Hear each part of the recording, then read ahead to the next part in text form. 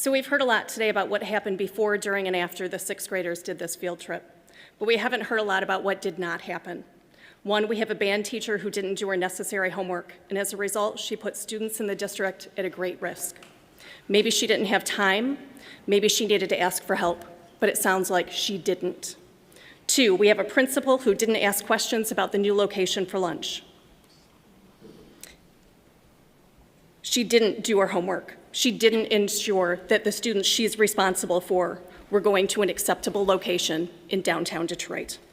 Three, then after the debacle, when the band teacher did raise a red flag to her principal, the principal still did nothing.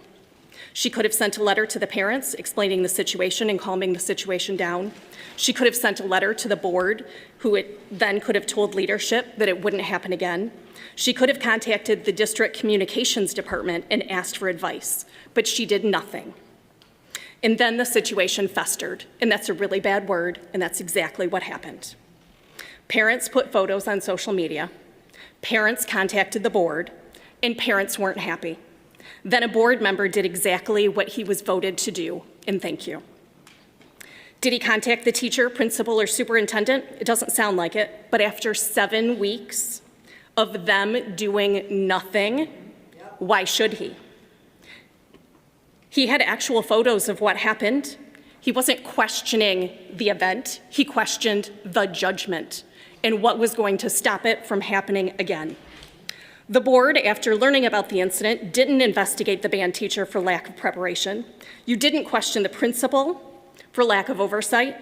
You didn't question your communications department for not managing the problem. Now you're reacting. You're blaming the person who turned the lights on, not the one who caused the problem in the first place. You're blaming the whistleblower. The secretaries who had to field the nasty calls, I feel for you, because no one should speak to you in that manner, but you're blaming the whistleblower. The band teacher who thought you might lose your job, you had a very serious lack of judgment, and you should be written up for it. You put kids at risk, and that is not okay. I'm sorry. Please allow the speaker That to speak. is not okay. A firing offense, probably not, but a mark on your reputation, you did it. But you caused it, and now you're blaming the whistleblower. The principal, she chose inaction. That's the result, and she's blaming the whistleblower. Board, you don't listen to your constituents most of the time. I'm fairly certain you're not going to listen to this. But voters will do something. We'll take action. And so you know, on a side note, just a couple minutes ago, I was in the hallway because I needed to use the ladies' room. And one of the board members walking in the hallway, when I asked, "Where's the ladies' room?" took a dead look at me and looked the other way because you wouldn't even point out the bathroom.